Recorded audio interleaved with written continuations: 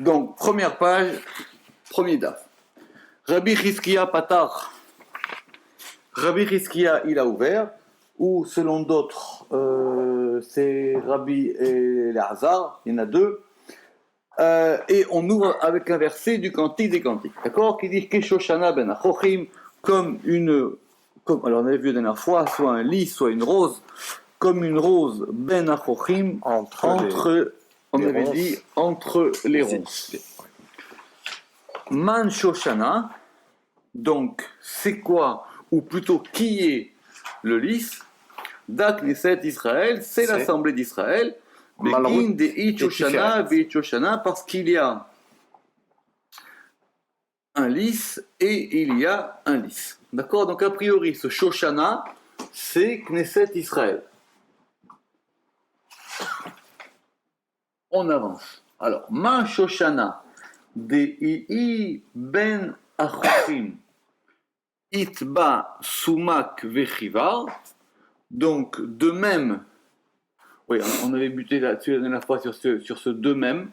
Bon, moi j'ai une autre idée, mais je vous le dirai plus tard. Donc, Ma Shoshana, de même que le lys qui est entre les ronces, Itba, il y a en lui Sumak Vechivar, rouge et blanc.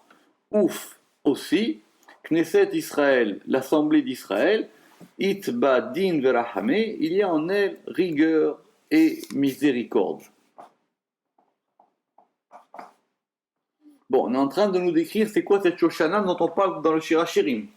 Et donc cette Shoshana qui est entre les ronces, c'est-à-dire qu'elle est prise entre des choses qui sont extérieures et qui sont dangereuses pour elle, en tout cas qui menacent ce qu'elle est.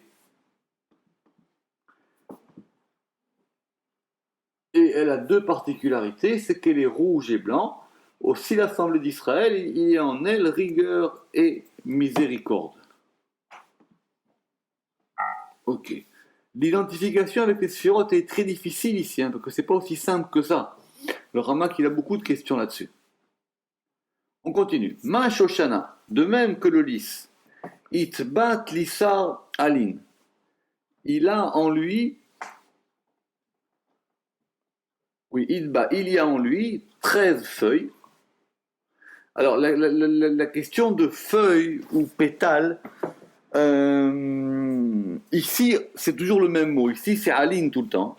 Mais il y a une version qui est ramenée, j'ai vu dans le Margaliot, il y a une version où il y a, qui n'est pas une version de ce texte ici, qui est une version dans un autre texte du Zohar, où là-bas, il y a une différence entre deux mots différents. Ce qui fait que là-bas, on pourrait faire une distinction entre les feuilles et les pétales.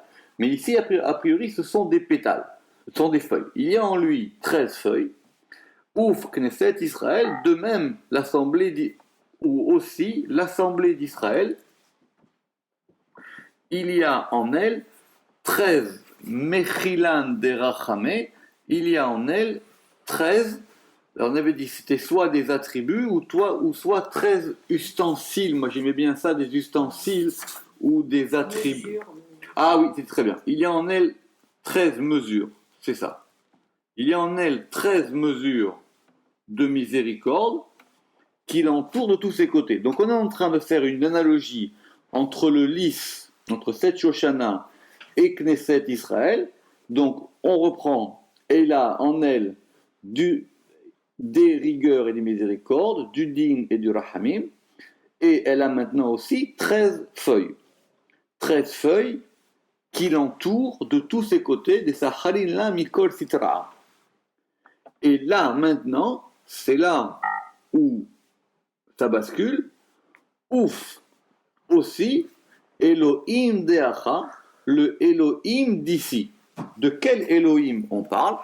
On parle du premier Elohim de la Torah. Elohim, parce que le premier nom de Dieu qui apparaît dans le récit de la création, jusqu'à la création de l'homme, c'est Elohim. Bon, pourquoi Elohim, pas autre chose, c'est un autre sujet. C'est un pluriel. Oui, exactement. Donc, on va dire Elohim, c'est les forces de la nature, ça peut aussi désigner dans la Torah des endroits où ça va être un juge ou un prince qu'on va appeler Elohim, mais le nom qui est à l'œuvre dans la création, c'est Elohim, et même on en comptera 32. On comptera 32 fois Elohim dans toute la création. C'est très important, ça. Oui, c'est important. Simplement, bon, la question, c'est pas simplement essayer de savoir ce que c'est qu'Elohim, mais c'est que maintenant, cette analogie qu'on a fait entre Shoshana et Knesset Israël, elle va maintenant se reporter sur ce qui est marqué dans le Zohar ici, qui s'appelle Elohim Deacha, le Elohim d'ici. Alors, Misha'ata de Itkar, depuis l'heure où il est mentionné, Apik, il fait sortir Tlessar Tevin, il fait sortir 13 mots, les Sahara, les Knesset Israël, pour entourer l'assemblée d'Israël et la garder. Alors, déjà, on parle du premier Elohim. La grande question, c'est que si on parle de ce premier Elohim, le Ramak il a 18 questions ou 17 questions sur ce passage du Zohar, c'est qu'on a oublié ce Bereshit Bara. Puisque c'est Bereshit Bara Elohim, et on fait commencer, ou on explique le récit de la création à partir de ce Elohim. Qu'en est-il de ce Bereshit Bara? C'est une question. Mais ici, on a l'impression qu'il y a un Elohim qui apparaît, et ce Elohim, ça c'est un point important, le Zohar il dit, à pic, il fait sortir 13 mots. C'est très important cette notion, parce que ça veut dire que le Zohar, il ne voit pas le texte de la Torah, comme étant un texte qui est une succession de mots. Ce sont des mots qui font sortir d'autres mots. Comme si le Elohim, il intervenait dans le texte, et maintenant ce Elohim, il va faire sortir des mots. C'est-à-dire que comme si les mots, ils sortent de lui, quoi. C'est ça que ça veut dire. C'est-à-dire les mots sortent de lui. Donc ce Elohim, c'est-à-dire autrement dit, la force qu'il y a dans ce Elohim, c'est ça qu'on a dit. Mais Sha'ata de Itkar, depuis le moment où il est mentionné, il fait sortir 13 mots, les Sahara, les Knesset Israël, pour entourer la Knesset Israël, de même qu'il y avait 13 mesures de miséricorde qui correspondaient aux 13 feuilles qui entouraient la rose, et pour la garder ou pour la protéger. D'accord? Alors, on va les compter, ces 13 mots. Si vous avez une Torah devant vous, on va les compter, ces 13 mots. On a vu le Rama qui fait le même compte qu'on avait fait la dernière fois. Donc, le Elohim, il compte pas. On est d'accord? Le Elohim, il compte pas. Donc, on a Et, Hashamaim, Ve'et, Haaretz, Ve'haaretz, Aïta, 6, Tohu 7, Vavohu 8, Vechosher 9, Al 10, Pene 11, Tehom 12, Verouar 13, et 13 mois après, qu'est-ce qu'on a? On a un deuxième Elohim. Comme s'il y avait la force du premier Elohim qui avait fait sortir 13 mots pour arriver à un deuxième Elohim. Autrement dit, les deux Elohim ne sont pas les mêmes. C'est ce qu'il va dire le Zohar. Ulbatar itkar zimna achara. Et après, il est mentionné une autre fois. Ama itkar zimna achara. Pourquoi est-ce qu'il est mentionné? Pourquoi il est mentionné une autre fois? Begin, pour les afaka, pour faire sortir. Hamash alin takifin, 5 feuilles puissantes. Des Saharin, les Shoshana, qui entourent le lys. On reprend, parce que si du deuxième Elohim, on compte maintenant, Merachefet 1, Al, Pene, Amaim, tout à fait, Vayomer. D'accord? Et donc, j'ai confondu, et donc là aussi, on a 5. Ce qui veut dire que le premier Elohim, il a la force de faire sortir 13 mots. C'est comme si c'était une espèce de moteur dans le texte. Donc il fait sortir 13 mots. Le deuxième Elohim, il fait sortir 5 mots. Vous voyez aussi entre parenthèses que le Zohar, il lit pas la Torah d'après des versets découpés. Il le lit comme une suite de mots. On a parlé la dernière fois que ce découpage en versets, c'est pas le découpage naturel de la Torah. Tandis que c'était un texte continu. Donc le premier, il fait sortir, on reprend, le premier, il fait sortir 13 mots qui sont les 13 premières feuilles qui entourent l'Assemblée d'Israël pour la garder. Et après, on a un deuxième Elohim qui va faire sortir 5 mots, qui sont quoi? Qui sont maintenant autre chose, sont des feuilles puissantes. C'est plus les mêmes feuilles, qui vont entourer le lys. Comme s'il y avait le lys, 13 feuilles autour, et après encore 5 feuilles. Et après encore 5 feuilles. Donc, oui, c'est très complexe. Parce que, donc du coup, la Shoshana, elle est où? La Shoshana, elle est dans le premier Elohim. C'est la Shoshana qui est dans le premier Elohim. Ce premier Elohim, cette Shoshana, elle a une force en elle qui fait qu'elle va produire 13 mots qui vont lui permettre d'être entouré de miséricorde. Et on a un deuxième Elohim qui va nous permettre d'arriver aux éléments. Le Ramak, il fait un truc très très pointilleux. Parce qu'il va dire maintenant, c'est quoi ces mots? C'est quoi ces mots? On a, alors, il faut quand même voir que le texte a un sens. On a dit Bereshit bara Elohim. Au début, bara, il a créé Elohim. C'est quoi? Et Hashamaim ve et Haaretz. Donc on a les cieux et la terre. 1, 2, 3, 4. Ve Haaretz, et on passe à 1, 2, 3, 4, 5. Aïta, elle était. Tohu vavohu ve chosher al pene teom ve ruach et ruach.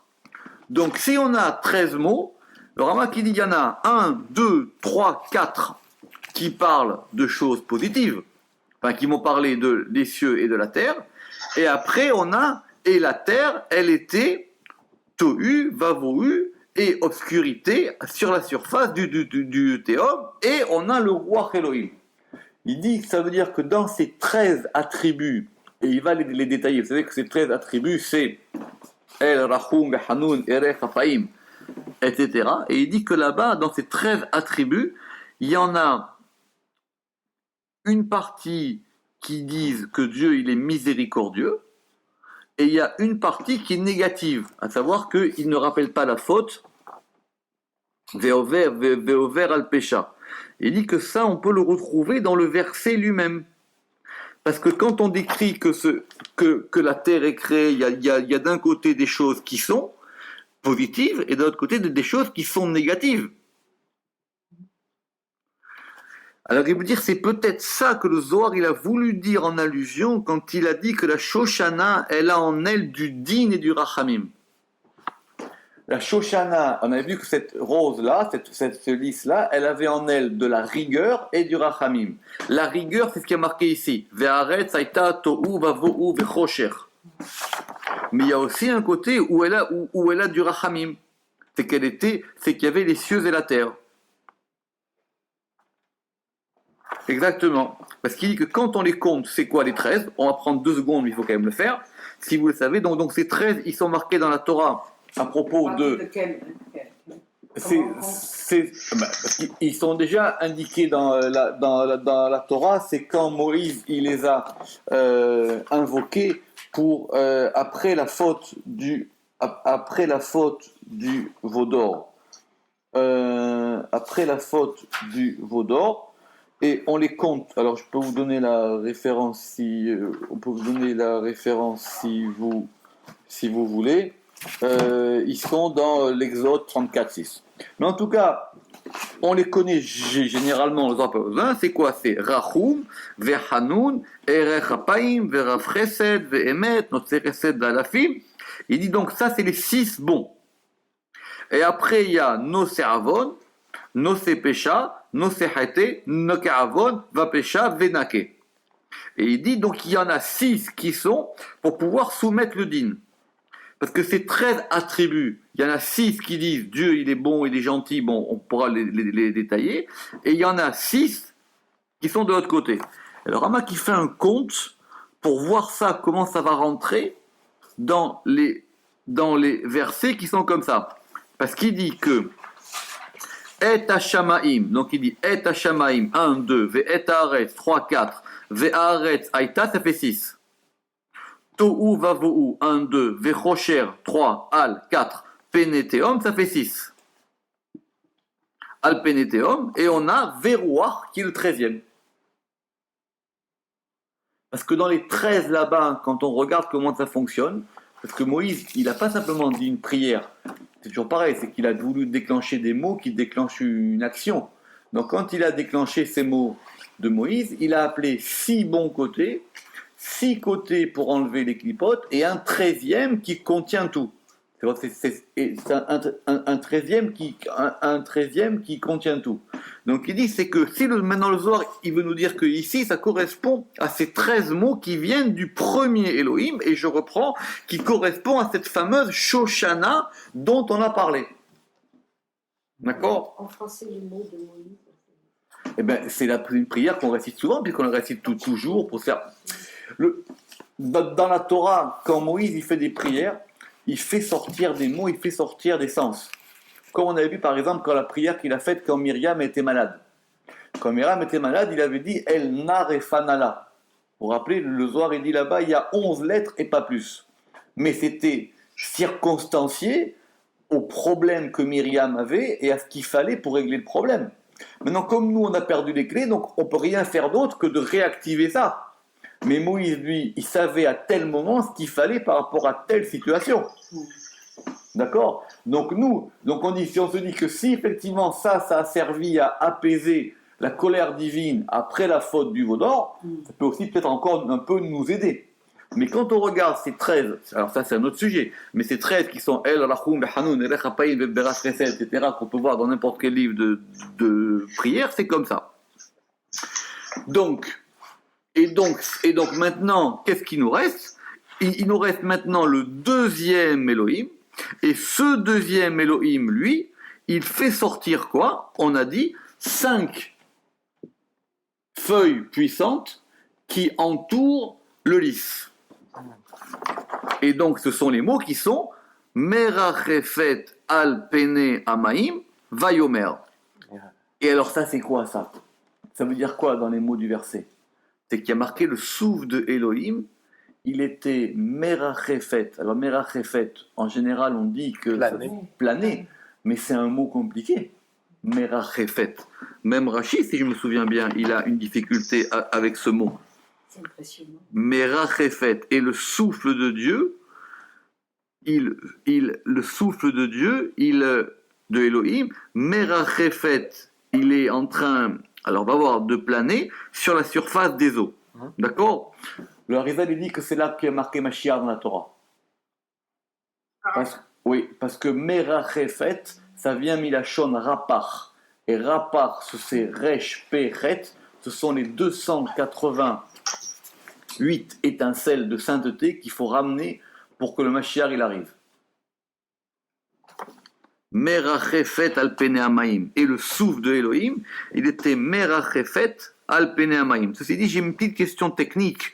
C'est que Ruach, en général, c'est masculin. Non, c'est féminin, je crois. C'est féminin ? Ouais. Mais on peut le voir au masculin aussi. En tout cas ici, parce qu'ici, le Merachefet, il est féminin. On est d'accord ? Ouais. Exactement. Le Merachefet, il est féminin. D'accord ?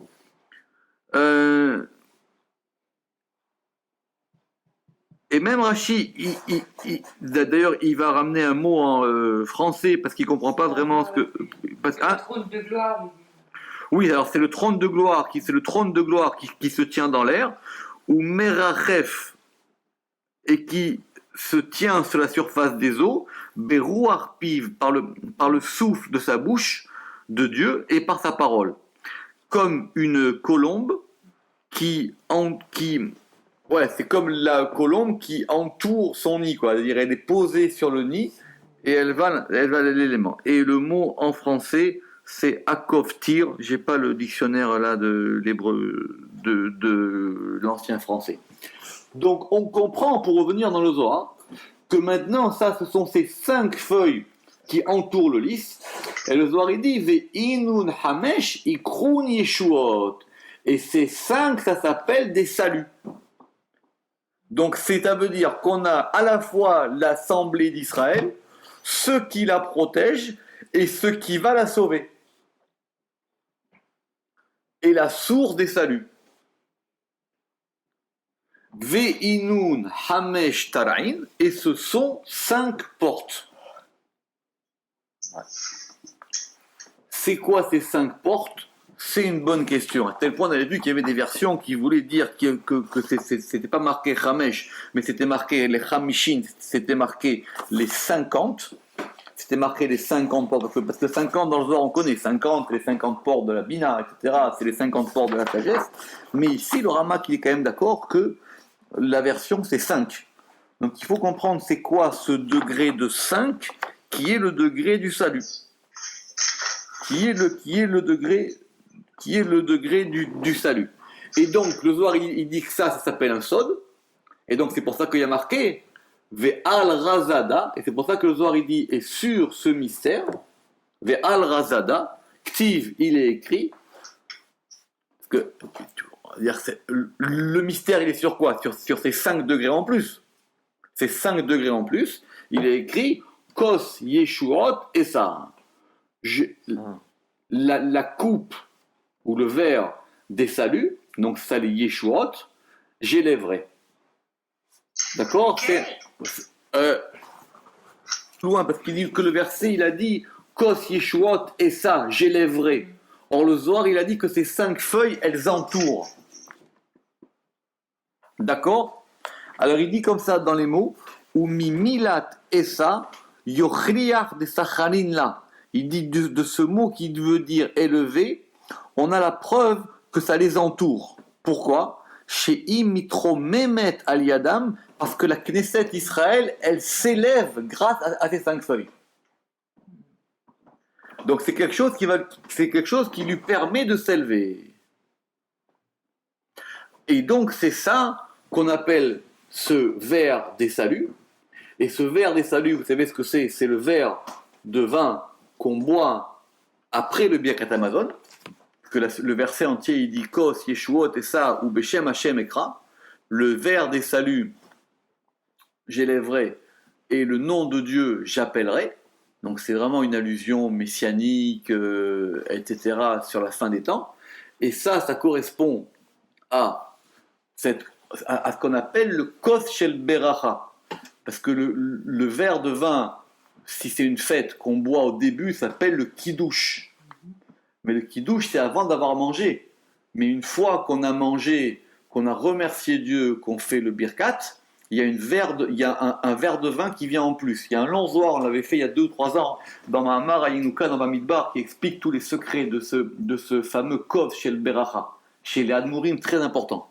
Autant tu peux donner le kidouche à qui tu veux, autant tu peux donner le motzi, mais ce kov chez le beracha, les admourim, c'est que pour eux. Que c'est la coupe de vin qu'on boit quand on a fini le repas, avant de faire le birkat. Le zohar est très long là-dessus. C'est pratique. Ah, bien sûr, ça se pratique. Si, chez les Rassidim. Chez les Chassidim, les Koubalim. Donc, à la fin du repas, avant le Birkat Hamazon, on prépare une coupe spéciale. Et cette coupe de vin, on fait le birkat avec cette coupe. Et on boit cette coupe après ça. D'ailleurs, c'est ce qu'on fait aussi dans le soir du Seder. Il y a aussi la 3e coupe de vin, c'est celle-là. Et cette coupe de vin, elle correspond à la coupe des délivrances. Il y a un très beau midrash sur la coupe de vin de David Améler. Parce qu'à la fin des temps, il y aura un grand repas. Et oui. Où on mangera le Léviathan. Et le Shorabor. Où on mangera le Léviathan, où seront invités Abraham, Yitzhak, Yaakov, David, Moshe, etc. Qui a été créé etc. Et 6 jours de la exactement. Et le vin qui date du début de la création. Et je pense que c'est un midrash, et le midrash, ou même une Gemara qui a un de Gemara, qu'on veut savoir qui est-ce qui fera cette bénédiction sur cette coupe. Rabbi Akiva. Ça sera David. Ah, oui. Et le Midrash, la Gemara, elle donne même la dimension de ce vin, de cette coupe, parce qu'il faut donner à boire à tout le monde. Et on avait voulu une fois, hein, juste pour rigoler, essayer de faire ce fameux verre. On avait dit que ça correspondait à peu près à un demi-magnum de vin. C'était une coupe qui faisait au moins une dizaine de litres, comme ça. Il y avait une grande coupe de vin, David Ameller, et qui va donner. Donc c'est ça le kos yeshuot, c'est-à-dire le verre des saluts. Donc il dit da kos, on reprend le Zohar, c'est le kos, c'est le verre de la beracha. Et donc, comme cette coupe des saluts, elle vient d'un deuxième Elohim qui a produit 5 mots, et que ces 5 mots vont nous arriver à un troisième Elohim. Pourquoi ? Parce que ce troisième Elohim, qu'est-ce qu'il va produire ? Quand on regarde dans le verset, il va produire la lumière. Vayomer Elohim Yehi-or. Donc c'est ce troisième, on est d'accord ? Le premier, c'est ce deuxième Elohim qui produit la lumière. Le premier Elohim, il a produit 13 degrés pour annuler le mal et produire du bien. Le deuxième Elohim, il amène la Yeshua. Le deuxième Elohim, il amène la délivrance. Et le troisième Elohim, il amène la lumière. Extraordinaire. Parce que juste après le Vayomer Elohim, c'est quoi ? C'est Yior, Vayior, qui est lumière. Donc maintenant, c'est la lumière qui va être produite. Et d'ailleurs, même si vous regardez ce Yud Keyud, le Yud Keyud, c'est un nom divin déjà. C'est déjà une première manière de voir le Yud Keyud. D'accord ? Bon, on verra après sur cette histoire des noms divins. Et donc le Zohar va avoir, on en était resté là, et le Zohar va donc donner la conséquence. Kos shel beracha, donc la coupe de bénédiction. Itzterich leme'eve al chamesh etzba'an velayatir. Elle a besoin d'être sur 5 doigts et pas plus. Parce qu'il lui faut 5. Ouais. Pourquoi le Zohar il dit pas plus ? Ça c'est une question que j'ai moi. Pourquoi il ne dit pas plus ? Parce qu'apparemment ces 5 degrés suffisent. Peut-être pour pas mettre les deux mains en même temps. Ah, ça on a compris. Non, parce que les 5 doigts ils correspondent aux 5 mots. On est d'accord ? Les 5 doigts ils correspondent aux 5 mots. Donc maintenant, Mettre les deux mains en même temps. Aux 5 pétales. après c'est une autre question parce qu'il faut que cette coupe elle soit levée par deux mains qui donnent à quelqu'un d'autre, qui le lève. Il faut qu'elle soit élevée d'un téphar. C'est très très compliqué cette histoire. Alors ok. Et le Zohar il reprend. Alors Kegavna, donc Kegavna, on reprend ici. Kegavna, comme le modèle du lys, Deyadva. Alors, Deyadva, ça veut dire que c'est chez Yoshev, comme le modèle du lys. Alors, c'est qui s'assoit ou qui se pose, ou qui s'installe. Je ne sais pas comment on peut donner ce Keyadva. C'est un mot qui revient le plus souvent, les Yachev. C'est en même temps asseoir, mais c'est aussi installer, oui, tout à fait, c'est installer. Donc, comme le modèle du lys, qui est assis, on va dire. Ouais, qui t'a expliqué, qui est assis sur 5, on revient, qui est assis sur 5 feuilles. Sur 5 feuilles takifines, on avait dit qu'elles étaient puissantes. Ouais. Dougma, exemple, des 5 doigts. À l'image de. C'est après, Dougma, non. Dougma, c'est pas une image, Dougma. C'est un exemple. Alors, en tout cas, ce qui est intéressant, c'est que si on dit que le lys, il est assis, oui, sur 5, qui devait être base, et pour reprendre, et Shoshana, et donc du coup, et le lys du verset, pour revenir à notre verset, et le lys, c'est la coupe De la bénédiction. bénédiction. Ok? Alors attends, c'est-à-dire que le lys au départ c'était Knesset Israël, et maintenant c'est Kosh Bracha. Mais c'est toujours pareil. C'est juste, ouais, on n'a pas bougé. C'est toujours le même. Simplement ici, la complexité, c'est qu'il y a plusieurs degrés. Parce qu'il y a le premier lys qui a besoin, lui, d'être entouré.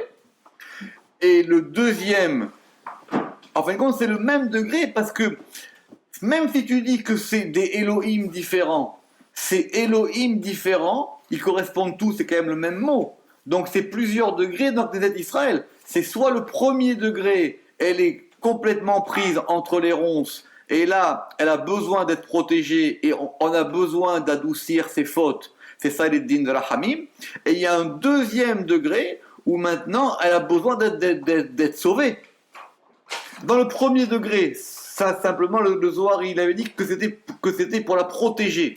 Donc il y a un degré de protection, et il y a un degré de salvation. Si on peut dire ainsi. Alors, le Zohar, il va continuer. Donc maintenant, du second Elohim, on les reprend, il faut les avoir, hein. D'accord? Donc du second Elohim, alors en araméen, pardon, mi Elohim Tinyana, du second Elohim jusqu'au troisième Elohim, on avait donc compté qu'il y avait 5 mots. D'accord? Qu'il y avait 5 mots. Alors, Mikan, elle est là, et a donc Mikan, alors à partir de là et après, à partir de là et après, à partir de là et après, qu'est-ce qu'on a? On a la lumière.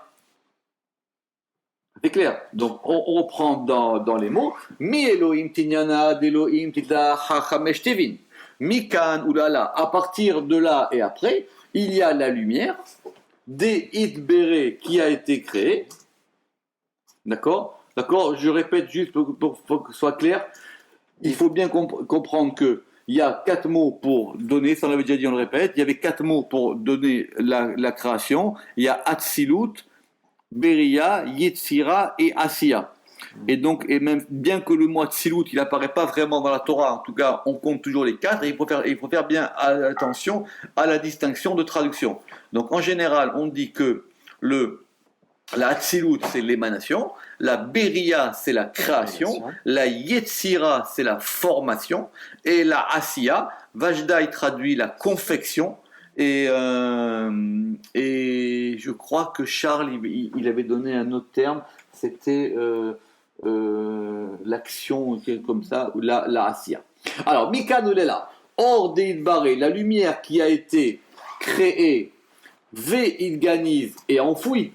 Parce que cette lumière-là, rappelez-vous, d'après le Midrash, c'est une lumière qu'on a... Ces 4 mots ne sont pas dans le Bereshit. Comment ça? Oui. Vayomer Elohim. Donc le deuxième Elohim, après, pardon. Les 4 mots, c'est là. Non, mais ici, parce qu'ici, ça c'est le Zohar ici maintenant. Il dit qui a été créé. Qui a été créé. Mais en tout cas, le terme qui est marqué ici, c'est bara. Ça a été au niveau de la bria, ce qui voudra dire à certains qu'il y a une autre création qui s'est passée dans Tzilut avant, etc., mais qu'ici, la Torah, elle commence la création au niveau de bria. D'accord? Donc, qui a été créé et enfoui. Et alors là, maintenant, on va passer un step. Mais enfoui, oui. Et enfoui, il ganise. Oui, mais pas caché, enfoui. Alors après, il faut distinguer entre le satim et le ganise. Ah oui, c'est ça, d'accord. Donc en général, nous on a dit... c'est scellé plutôt, non? Satin. Non. Non. Non. Caché. Après, comment tu dis, mais j'avais compris d'Arama que Idganiz, c'était vraiment beaucoup plus profond que Satim. Satim, c'était simplement caché, c'était Satum. Ouais. Et obstrué. Fermé. Voilà. Fermé. Alors, tu peux le dire fermé, parce que tu peux dire aussi comme en hébreu moderne, istom. Oui. Tais-toi. En hébreu courant, stom tapé. Ça veut dire, d'accord, ferme ta bouche. Ferme. D'accord, ferme ta bouche. ferme ton bouche, d'accord? Ferme, sotem. Mais ici, c'était peut-être caché parce qu'il y a le satim, il y a le ganiz, Oui. et il y en a encore un autre, faudrait que je le retrouve dans mon dictionnaire du Zohar, d'accord? Donc il y a le satim et le ganiz, et donc à partir de là, alors, Et le Nista. Non. Nistar, non, Non. Nistar c'est au niveau du secret. Oui. C'est ce qui a donné le seter. C'est Seter. peut-être la différence qu'après il faudra il va avoir la différence qu'il y a entre le seter, le sod, Ah oui, d'accord. mais et il y a aussi le raz. Mais le raz c'est simplement araméen, le raz, d'accord? C'est lié. Donc à partir de là et après, or, donc la lumière, mais c'est quoi la lumière ici? C'est la lumière du verset. Donc on voit bien que le Zohar ici il fait allusion à la lumière qui est dans le verset. Donc or, des id bere ve'id ganis, qui a été créé et enfoui. Alors ve'id kelil. Alors ve'id kelil, c'est un vrai problème toujours, mais que moi j'ai résolu de cette manière, parce que le id kelil, ça voudrait dire qui est inclus, mais pour des raisons complexes, je ne peux pas dire ici, c'est totalisé. Pourquoi? Rassembler, enfin totaliser. Oui, parce que Comment tu dis totalisé, pour garder le col. Ouais. Parce que après c'est un problème de est-ce qu'il y a plus dans le tout que dans les parties? Oui, en C'est principe, toujours la question. Hein? en principe, oui. Eh oui, mais c'est compliqué. C'est très très compliqué cette histoire. Est-ce qu'il y a plus dans le tout que dans les parties ou pas, alors qu'il y en a qui disent que non, il y en a qui disent que oui. C'est un risage super compliqué cette histoire du tout et des parties. Mais en tout cas, la difficulté ici, c'est que ça va dire ça. Ah non, alors, nous, on reprend le texte. Mikan, oulala, ordid, bare, vet, ganis, vet, kalil, be, britaou, est totalisé dans cette alliance. Alors maintenant, d'où est sortie cette alliance? C'est la question. Voilà, donc dans Zohar, il nous fait sortir un brit maintenant. Il nous fait sortir dans cette alliance. Alors, Dea'al, Dans l'alliance. Oui. non, Bebrit Aou, Ah oui, pardon, j'ai oublié. Oui, bien sûr. dans cette alliance Dans cette alliance, excuse-moi. qui entre, Dea'il, qui entre dans le lys, ou entre parenthèses, Ve'apik Bazara, et alors Ve'apik Ba est fait sortir en elle, La semence. Non. tout à fait, et fait sortir en elle, alors soit la semence, soit la descendance. Charlie, il met descendance. Alors, est-ce que 2 minutes? Alors, donc on a cette lumière, et cette lumière, ce or-là, c'est le or, c'est la lumière qu'on va reprendre des Idganis, Vidkalib, Bibrit, qui a été créé et enfoui et totalisé dans l'alliance, qui entre dans la rose. Oui. Ve'apik Bazara et fait sortir en elle La la semence. Donc maintenant, au départ, on n'avait qu'un principe féminin, maintenant on a un principe féminin et un principe masculin. Pourquoi? Parce que Shoshana c'est féminin, il faut le rappeler. Shoshana c'est féminin et Or c'est masculin. Ah, et donc c'est la lumière qui ensemence la Shoshana, c'est ça? Alors, le Zohar il est plus précis. Le Zohar il dit Or des It Béré, cette lumière qui est créée, Ve It Geniz et qui est enfouie, Ve It Kelil Bebrit. Enfin, cette lumière elle est dans le Brit. Dans ce Brit-là, qui entre dans la Shoshana. Parce que Brit aussi, c'est masculin. Et qui entre dans la Shoshana et qui en fait sortir du Zar'a. Bon, là, effectivement, c'est plus complet.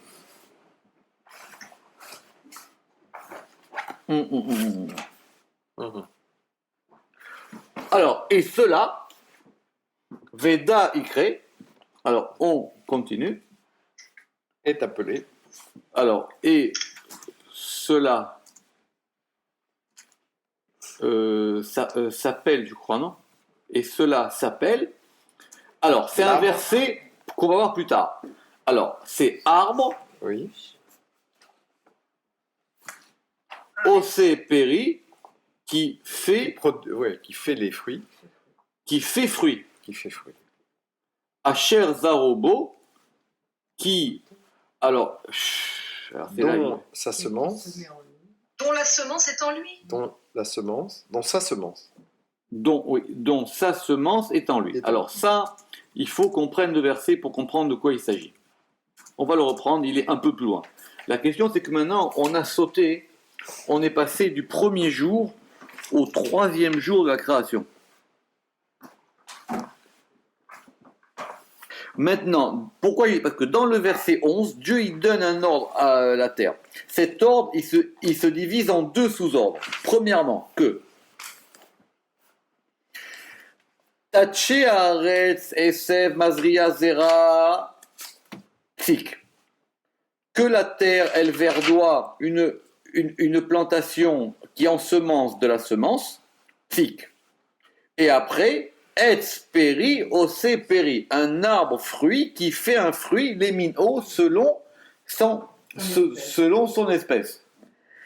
Asher Zarobo, qui a été ensemencé en lui. Autrement dit, alors je vous explique le midrash classique. Dieu, il a demandé deux choses. D'abord que la terre, elle fasse faire sortir de la végétation, c'est ce que la terre, et après qu'il y ait un arbre, fruit, qui fasse un fruit. Autrement dit, qu'il n'y a pas de distinction entre l'arbre et le fruit. Etz peri, ose peri, un arbre fruit qui fait un fruit. Autrement dit, on peut manger l'arbre. L'arbre, il est fruit. C'est entièrement comestible au départ. Exactement, et il n'y a pas de distinction entre l'arbre et ce qu'il produit. Enfin, c'est un arbre fruit qui fait un fruit. Et la terre, et dans le verset 12, la terre, elle a désobéi. Alors, on reprend maintenant ce que la terre, elle a fait dans le verset 12. Va totse haaretz, et a fait sortir la terre. Déchet esev mazria zera lemineu. Donc, de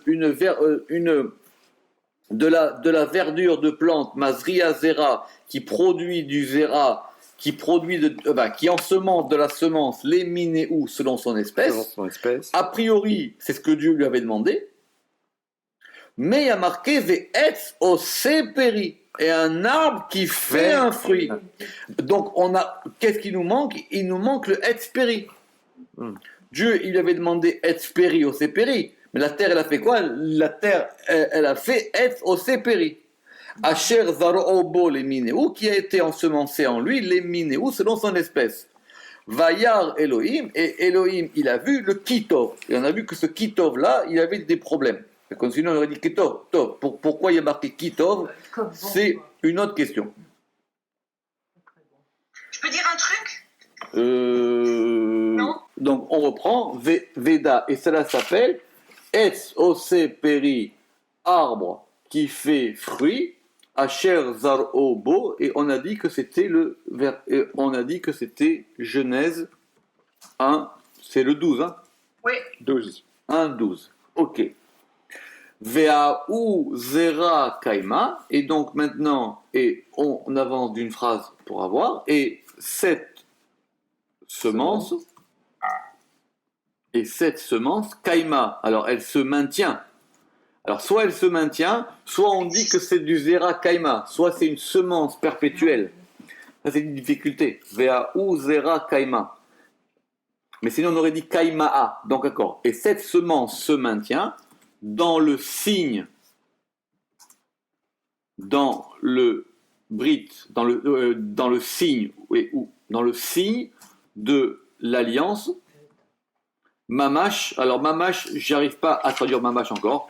Véritablement? Vraiment. Oui, parce que non. Alors, la mat, il est très bon, parce que quand on dit vraiment, il y a émet. Or, dans mamash, il n'y a pas Il émet. n'y a pas émettre. Ok. Concrètement, mamash, c'est ce qui est concret Qu'est-ce aussi. qu'il met, madame, s'il vous plaît? Lui, De il manière dit, concrète. normalement, mat, il traduit par précisément. Ah, ouais. Bidou. C'est pas juste non plus. Oui, exactement. C'est pas juste non plus. Mais au moins, il a évité le vraiment. De vraiment. Parce Oui, que, oui, mais parce que quelque chose qui est mamachi au moins en hébreu contemporain, c'est quelque chose qui est concret. Oui, Donc tu c'est dis ça, concrètement. Ça sort les mamaches. ouais, il faut essayer. Je sais pas. Parce que d'où il vient ce mot de mamash? Ce mot de mamash, il vient du verbe il vient du verbe lemamesh. Oui. Lemamesh, c'est quand il a touché. Yitzhak les vêtements de Yaakov, qui étaient ceux de Esav. D'accord, là-bas. Ou alors il est marqué plutôt comme quelqu'un qui va... C'est comme quelqu'un... il est marqué aussi dans les clalotes, dans Devarim.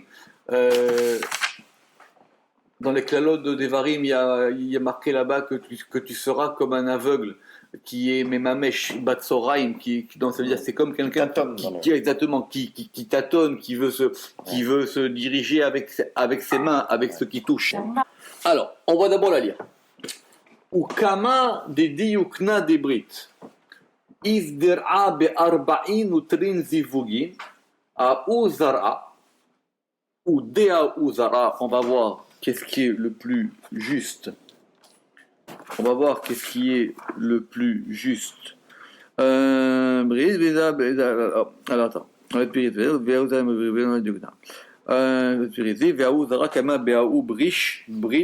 mamash. D'accord. Et le Rama qui n'a pas le Kma, il a raison. Il a raison. Il ne sert pas à grand chose ce Kma. Il voit tout lui. Il voit tout. Il ne sert pas à grand chose ce Kma. On va voir pourquoi. Alors, bébé Brit Mamash. Alors, Vediyukna, ok, Vediyukna, Dibrit. Alors, Vediyukna. Alors, on va voir d'abord la version de Zohar et après on verra celle du Ramak. Alors, on va y va. On va d'abord lire la première. Ukma. Et oui, alors c'est ça, c'est que si on a dit de même sur le Ouma, et ici le Kma, alors ça veut dire, après, voilà, c'est ça que, au bout d'un moment dans la traduction, t'es bloqué, quoi. Parce que nous on avait dit Ma Shoshana, de même. Oui. Et là, ici, Ukma. Tu peux pas dire aussi et de même. Ouais. Et comme. Hein? Tu dis et comme? Ouais, et comme, c'est pas mal. Et comme. Alors, et comme. Alors, diyukna. Alors, diyukna, c'est un mot araméen facile qui correspond à la tsura. C'est la forme. Non, alors, diyukna, c'est... pardon. Diyukna, c'est l'image, pardon. Diyukma. Et comme l'image d'Ibrit de l'Alliance, on reviendra peut-être sur ça plus tard, et comme l'image de l'Alliance, Izdera. Alors, Isdera, ça veut dire sans semence. Elle s'ensemence. Oui. B arba'in ou trin zivugin. Dans 42 zivugin. Alors, ça c'est un truc général. Soit on le fait de façon littérale, donc ça serait dans 42 accouplements. Oui. Mais il y a des fois où zivugin c'est aussi l'union. Donc moi je préfère mettre, parce qu'il faut après le distinguer des yichudin, de l'eyached. Ma petite astuce c'est que union simple, un yichud, je le mets avec un U minuscule et zivugin avec un U majuscule. Mais comment il traduit? Parce que, alors on reprend. Très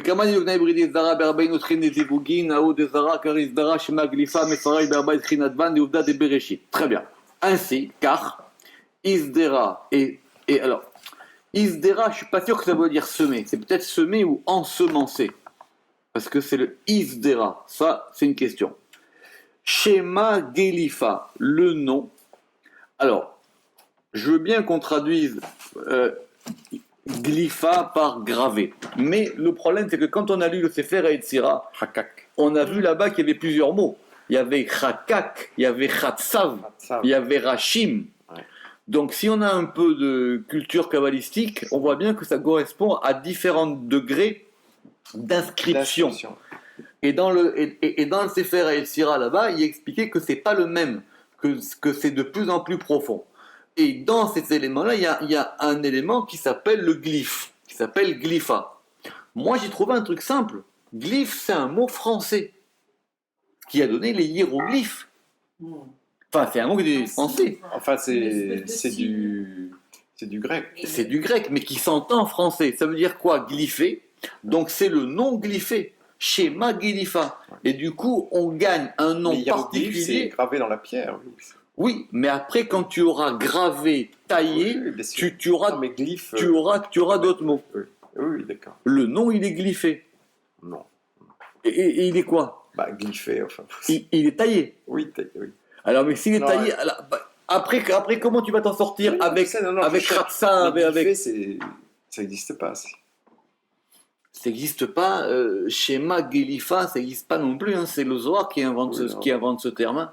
Faut pas chourakiser quand même trop. Et Shurakizé, mais la langue du Zohar, schéma Gélifa, Oui. Oui. Gélifa, c'est pas... Oui, c'est pas raquin. C'est pas évident.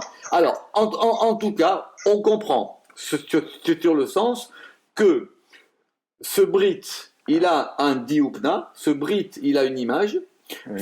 Cette image, il est ensemencé dans 42 unions ou accouplements de cette semence, on ne sait pas ce que ça veut dire, ainsi, et ensemencé, le nom Galifa, alors Mépharash, soit on dit effectivement le nom explicite ou le nom explicité, Oui. ou le nom, ou le nom explicité, que ça veut dire qu'il est expliqué, quoi, Mépharash. Mais fourrache, oui. Be'arba'in ou trin advan dans 42 lettres de l'œuvre du commencement. Ouais. Ok. Gaël, tu sais qu'en hébreu contemporain, galaf, ça existe.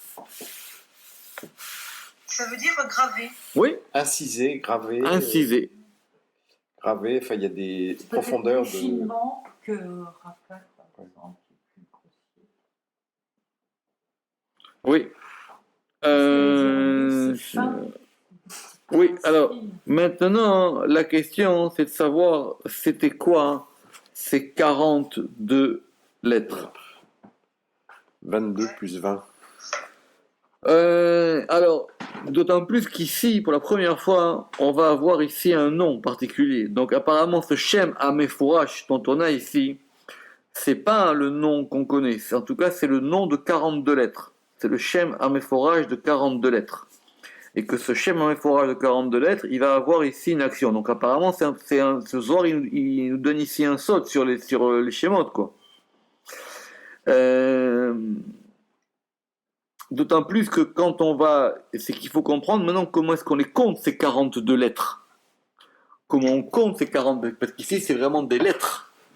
D'accord.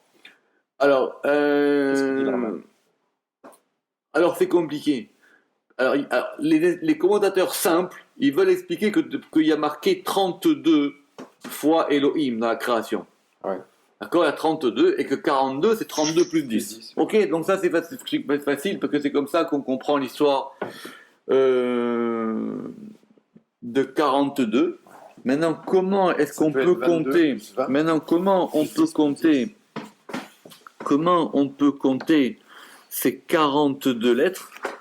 Le Ramak, il dit pas ça. Simplement, lui, Ramak, lui, il a une autre version et sa version, elle est comme ça. C'est que quand on reprend un peu plus haut, qu'il y avait marqué Et oseperi asher zarobo ve'aou zara kaima be'aou brit mamash, jusque là il n'y a pas de problème.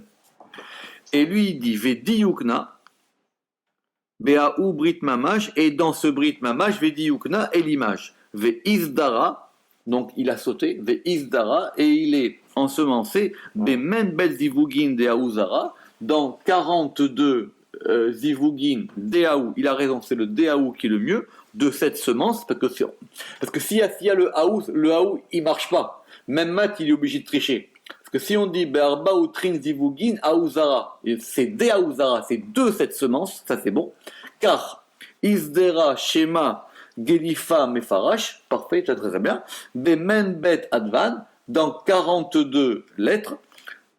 Et lui, il a pas Deouvda, lui il dit Beouvda. Ce qui nous laisse quoi? C'est qu'il y a un nom de 42 qui serait enfoui dans le Maaseh Bereshit.